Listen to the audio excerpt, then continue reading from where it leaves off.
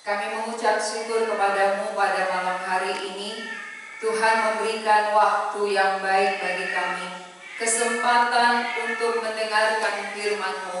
Berilah hati kami teduh, berilah pikiran kami konsentrasi, sehingga kebenaran yang disampaikan kepada kami lewat firman-Mu boleh tembus ke dalam lubuk hati kami yang terdalam, sehingga firman-Mu menjadi berkat yang dapat mengubah kehidupan kami.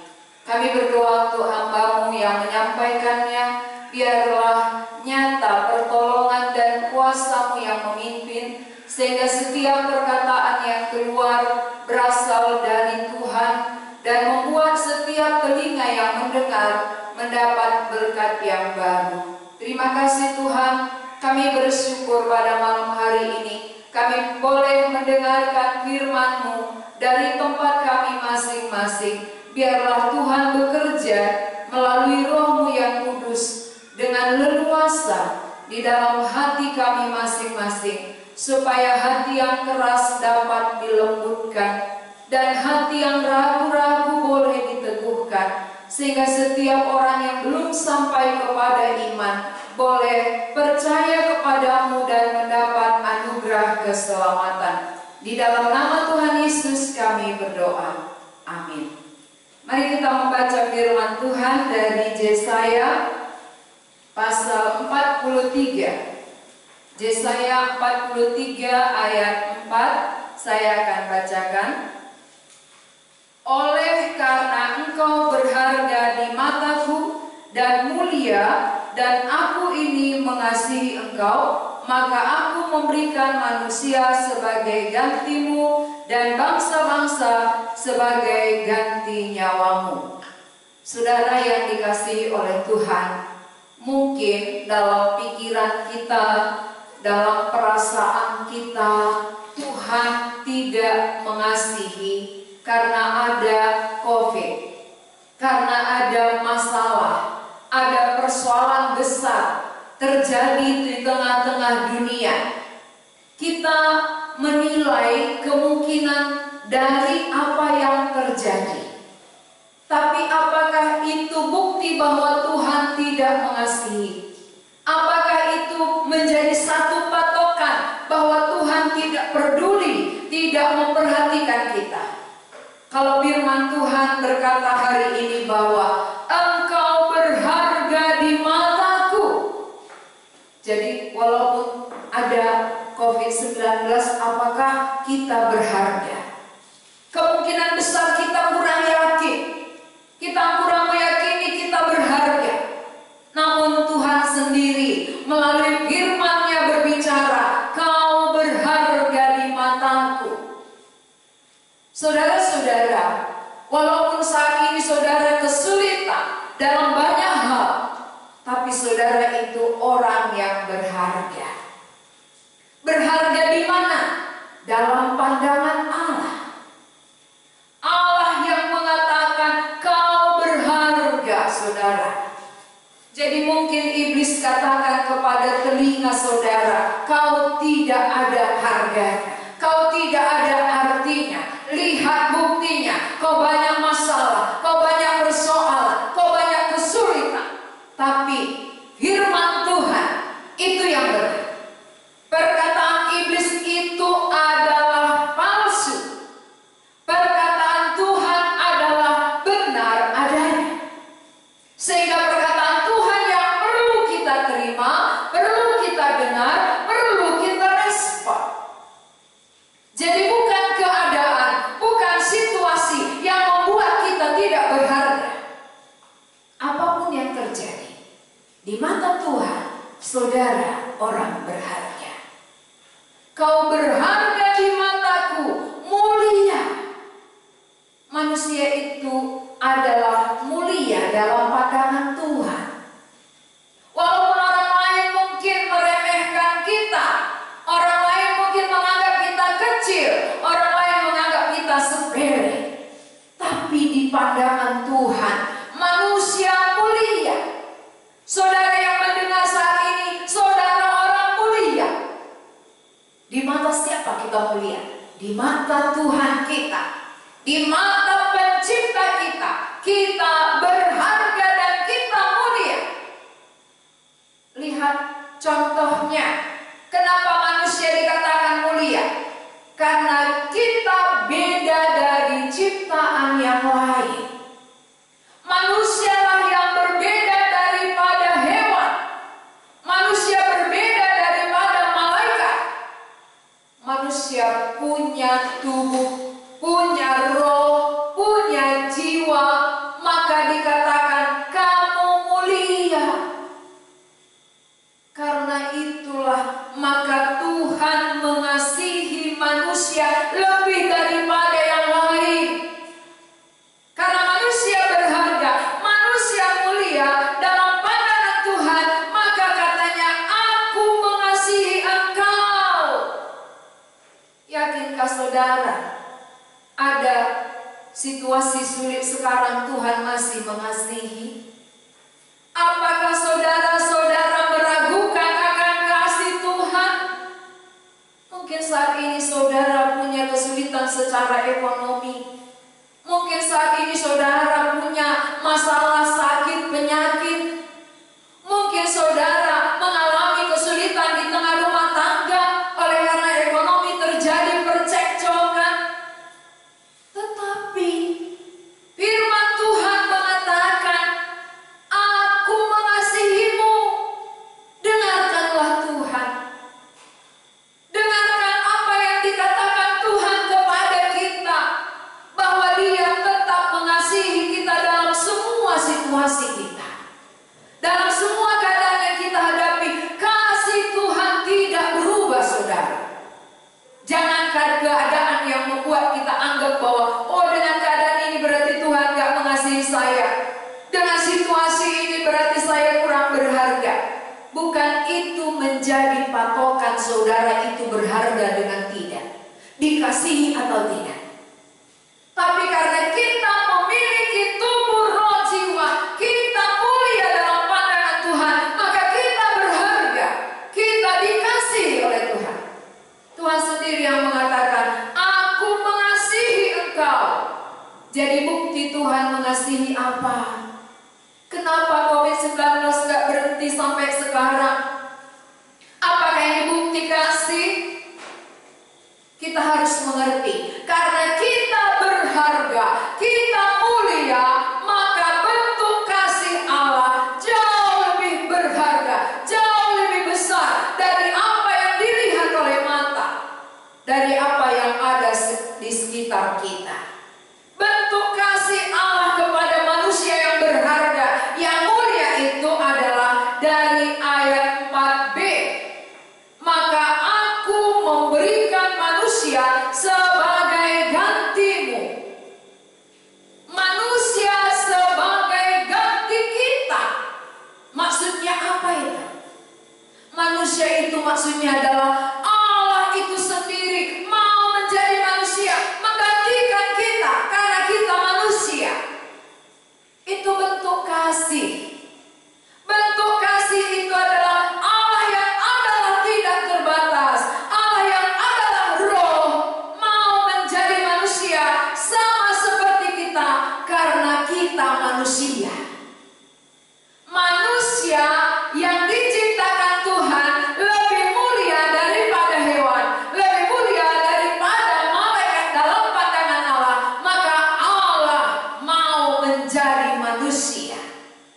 Dia mati bukan untuk hewan, Dia mati bukan untuk malaikat, tapi Dia mati untuk manusia. Itu tanda, itu bukti nyata bahwa saudara berharga.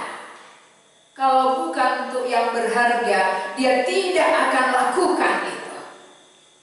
Hewan tidak mulia dalam pandangan Tuhan, karena hewan tidak punya roh di dalam tubuhnya, sehingga Tuhan kita tidak menjelma menjadi hewan. Tuhan kita tidak mati untuk hewan, tapi Dia menjelma sama seperti kita, menjadi sama dengan manusia, karena manusia yang berharga, yang mau ditebus oleh Tuhan. Jadi kalau demikian ada di rumah. Yakinkah saudara, walaupun ada situasi sulit yang kita hadapi, Allah tetap mengasihi kita. Allah menganggap kita adalah orang yang mulia, orang yang berharga di matanya. Walaupun mungkin di mata orang lain kita rendah, kita kurang dihargai karena ekonomi kita sulit, tapi Tuhan bukan memandang ekonomi, bukan memandang kesuksesan, tapi Tuhan memandang dirimu adalah jiwa di dalamnya. Jiwa itu membuat saudara berharga. Ada jiwa yang berharga di dalam tubuh kita, maka dia mau menjadi sama seperti kita. Apa tujuannya mau menjadi sama seperti manusia? Dia punya tujuan yang jelas, dia punya tujuan bagi keuntungan kita. Apa untungnya Yesus menjelma menjadi manusia? Mari kita bandingkan dengan Ibrani pasal 2 ayat 14. Saya akan bacakan Ibrani pasal yang kedua ayat 14. Bunyinya seperti ini. Karena anak-anak itu adalah anak-anak dari darah dan daging, maka ia juga menjadi sama dengan mereka dan mendapat bagian dalam keadaan mereka, supaya oleh kematiannya ia memusnahkan dia, yaitu iblis yang berkuasa atas maut. Karena anak-anak itu, maksudnya anak-anak di sini adalah manusia itu. Manusia itu adalah darah daging. Maka Allah juga mau menjadi manusia memiliki darah daging. Karena manusia yang berharga tadi mau digantikan oleh Allah. Kenapa Allah mau menggantikan kita? Karena kita berharga. Ini bukti berharga. Jadi jangan mau hanya yang kecil, yang kurang berharga. Karena Tuhan tahu kita berharga, Dia mau memberikan yang paling berharga, yang paling mahal, termahal dari semua yang ada yang bisa dilihat oleh mata kita. Itulah dirinya. Dia menjadi manusia, memiliki darah, memiliki daging, menjelma persis seperti kita. Itulah bukti nyata Allah mengasihi saudara. Allah menganggap saudara mulia, berharga. Kalau saudara sendiri, maukah mati untuk kucing? Maukah saudara mati untuk ayam saudara? Kalau saudara anggap itu tidak ada artinya, nggak mungkin saudara mau mati. Tapi kalau untuk anak saudara, pasti ada orang mau mati. Anakku ada di dalam rumah, rumah itu terbakar, aku terobos masuk. Itu bukti kasih. Karena berharga bagi kita anak kita, kita mau terobos api sekalipun demi menyelamatkan dia. Allah menganggap manusia berharga dalam pandangannya, maka dia mau menjadi manusia, memiliki darah dan daging untuk menyelamatkan kita. Kenapa? Karena manusia sudah ditawar. Manusia sudah dikuasai di dalam kuasa dosa, dikendalikan oleh iblis. Maka satu-satunya cara untuk menebus kita, melepaskan kita dari kuasa iblis, dari cengkeraman setan, dengan dia menjelma menjadi manusia, dengan dia rela mati di kayu salib. Maka melalui kematiannya inilah dia memusnahkan dia. Itulah iblis. Bukan berarti kalau Yesus sudah mati, iblisnya semua tidak ada lagi. Yesus sudah mati. Tapi kenapa iblis sampai sekarang ada? Nah, bukan berarti iblisnya dimusnahkan, tidak ada lagi. Bukan itu maksudnya. Bagaimana yang dimaksud dengan lewat kematiannya, lewat pengorbanannya, dan memusnahkan iblis, itu adalah perbuatan-perbuatannya.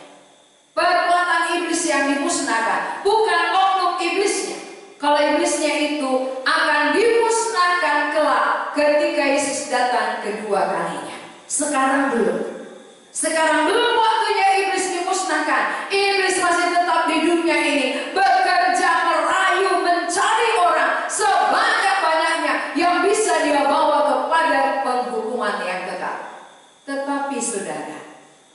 maksud daripada kedatangan Yesus menjelma menjadi manusia, memiliki darah dan daging, mati di kayu salib adalah memusnahkan perbuatan-perbuatan iblis. Hal ini bisa kita baca dari 1 Yohanes pasal 3. Kita akan baca dari 1 Yohanes pasal yang ketiga ayat 8 dan 9.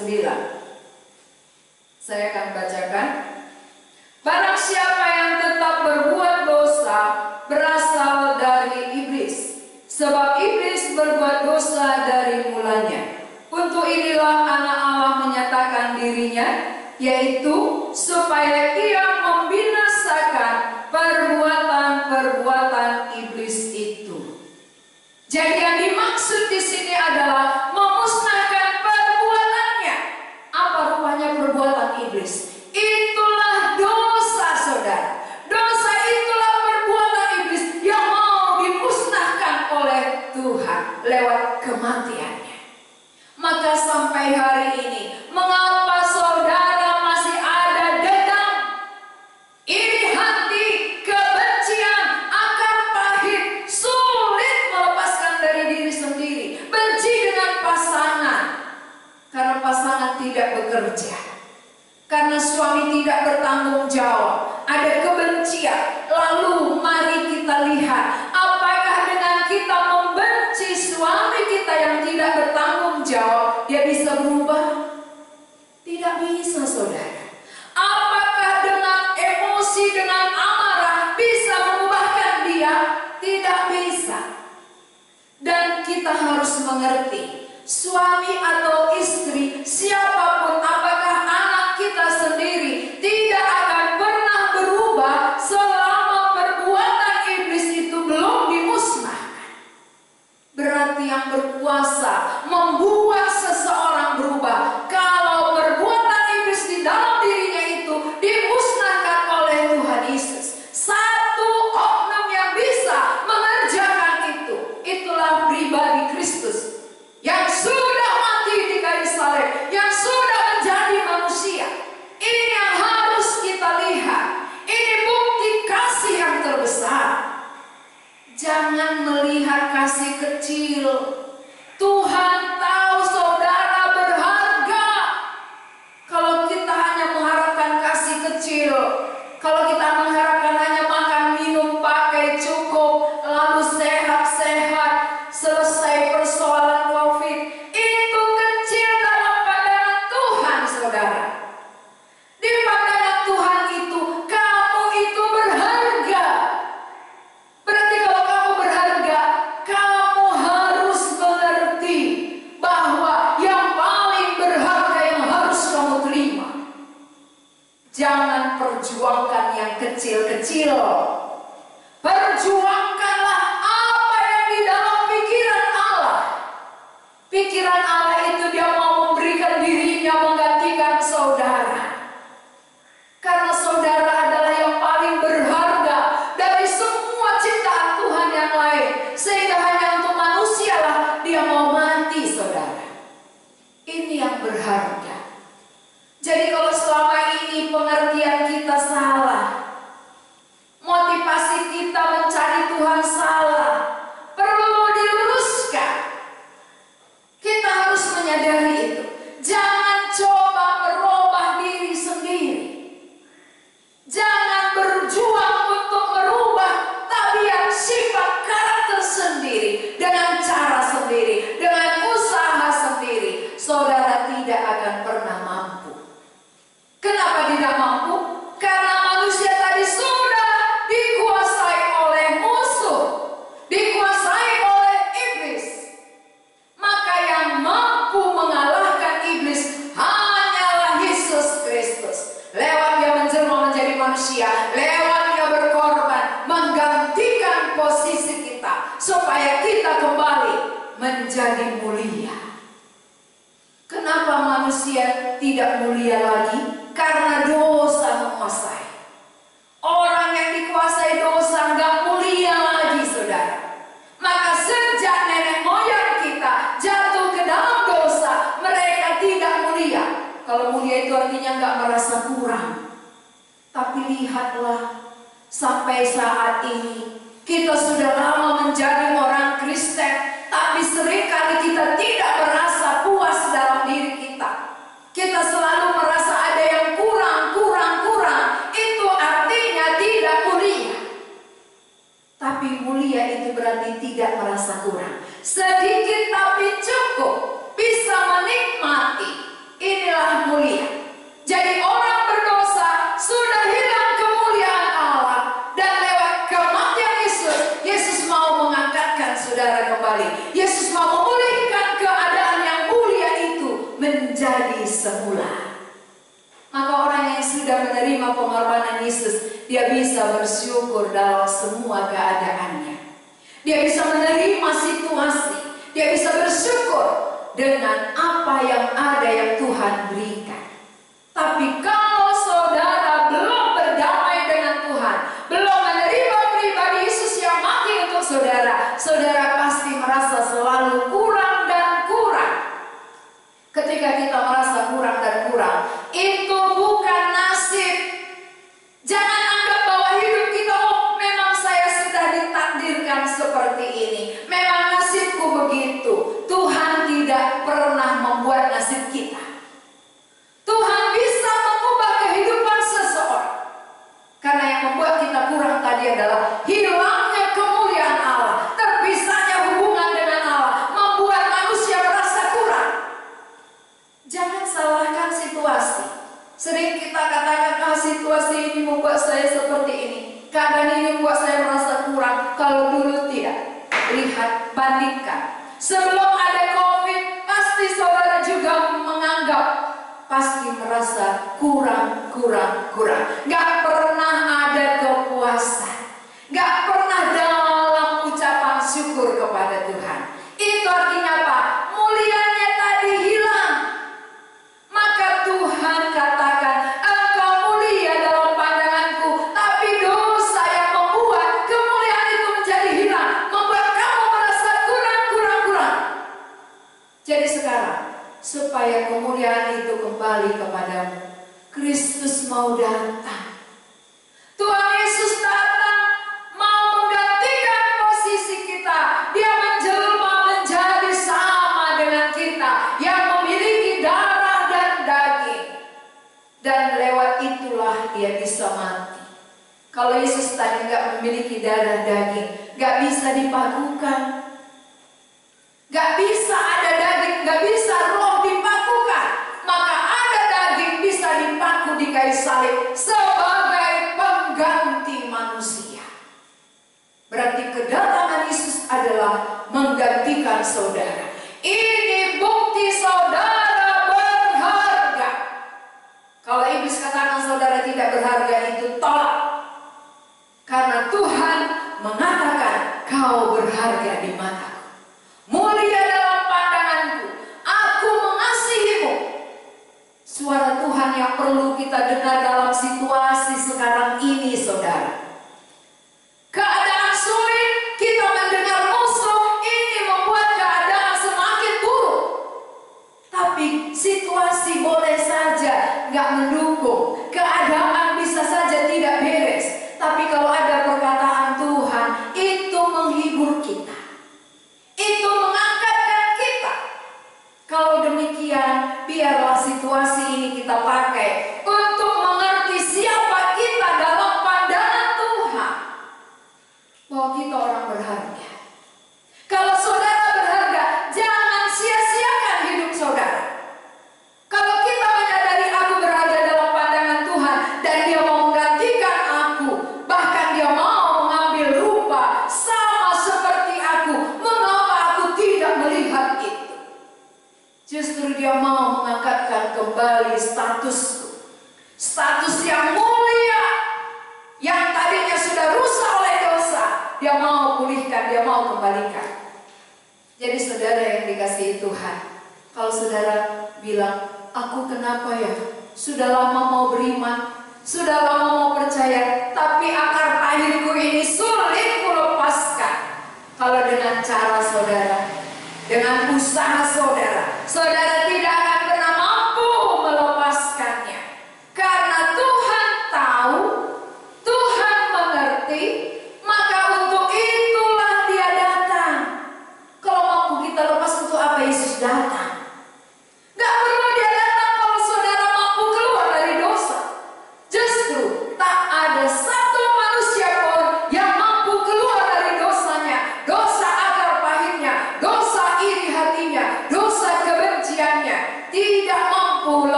saudara. Sudah berapa tahun saudara menjadi Kristen? Sudah berapa lama saudara berjuang keluar lepas, tapi tidak lepas.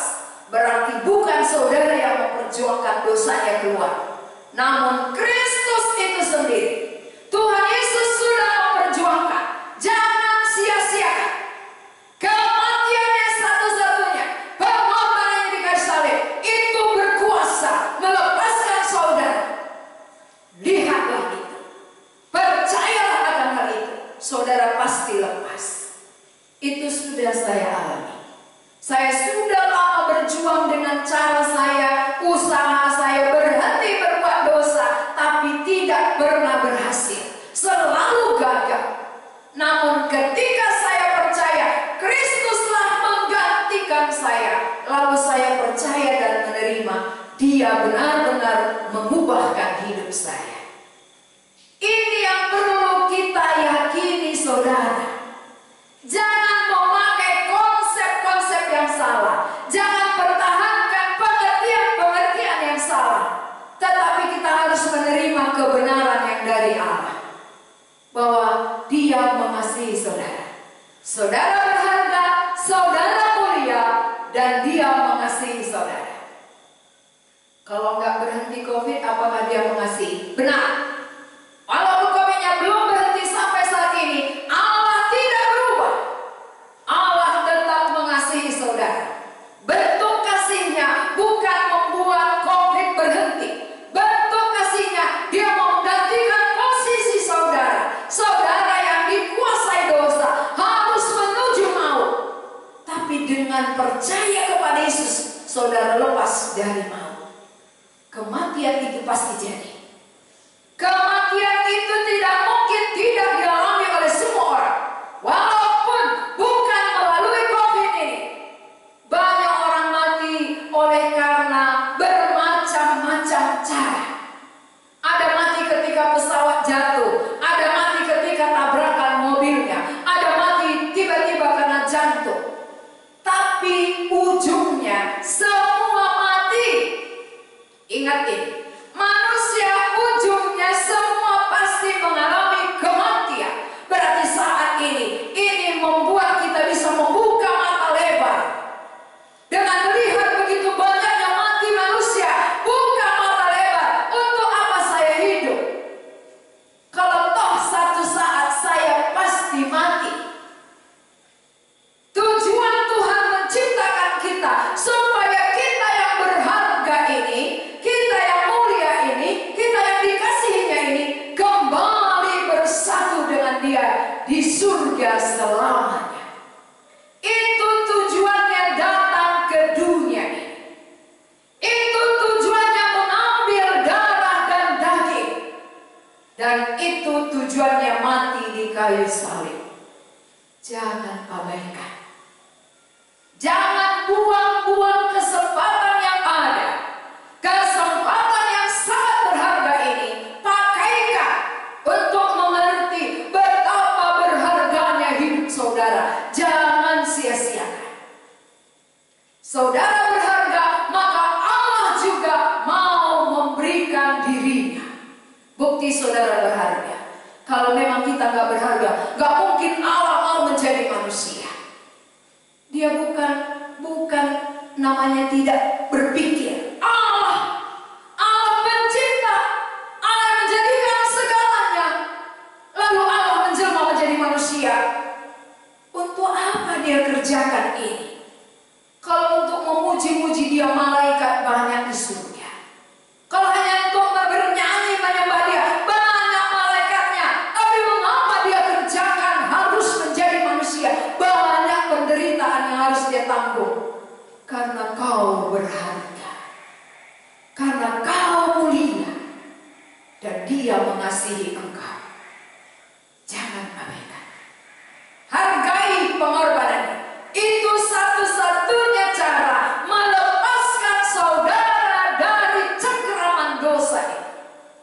Saudara mungkin selama ini sulit keluar dan berjuang untuk lepas, tapi tidak pernah mampu. Karena memang bukan kita melepaskan diri kita.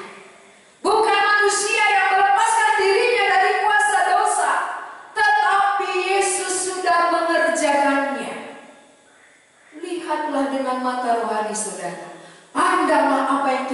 sudah perbuat.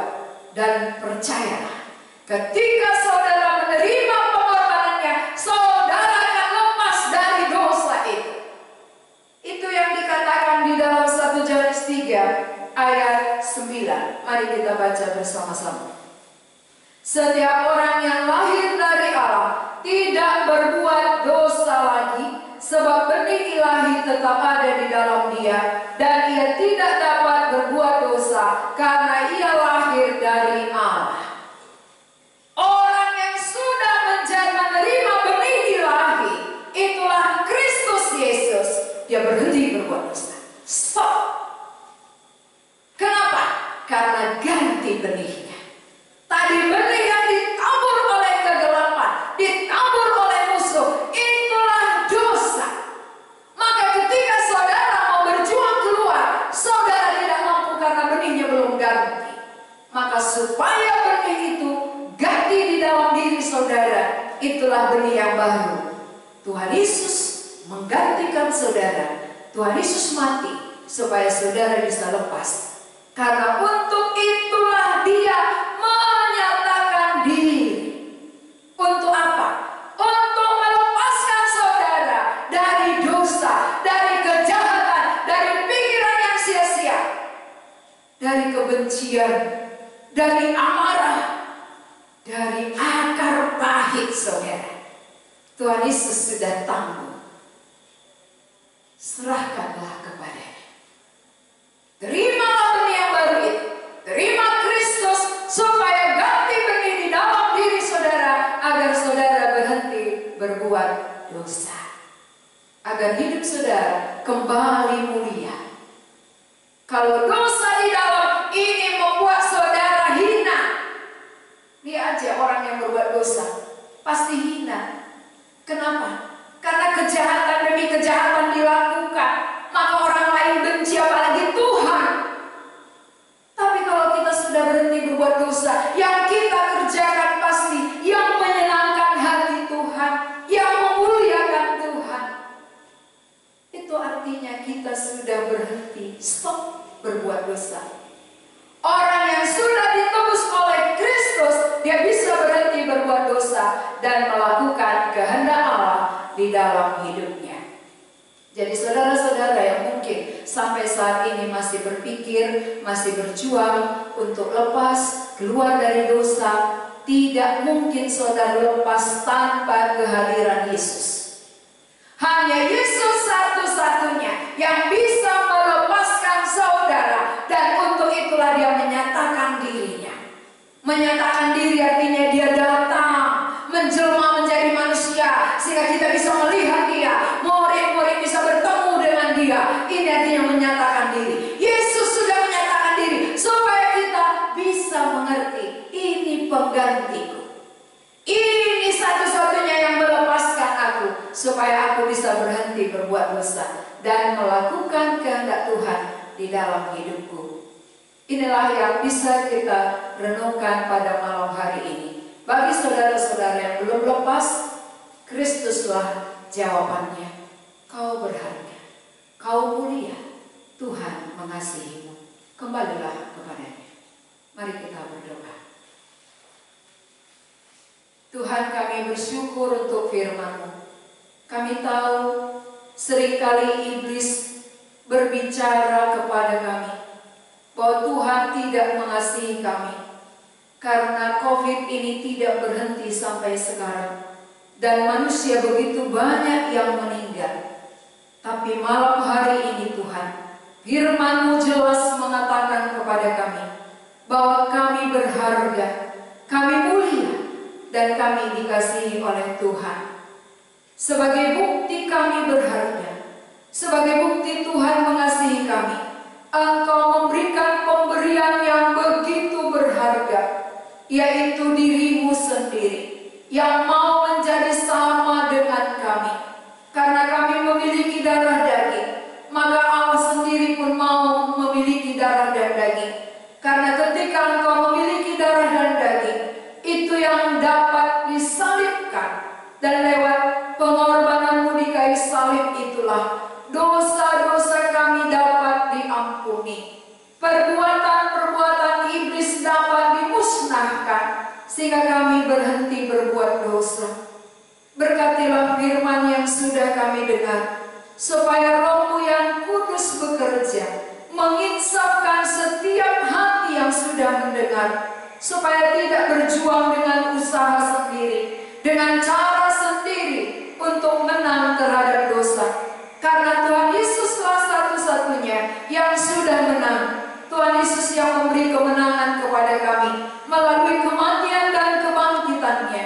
Bagian kami percaya dan menerima pribadi Kristus di dalam hidup kami menjadi benih yang baru, yang memampukan kami berhenti berbuat dosa dan melakukan kehendak Tuhan.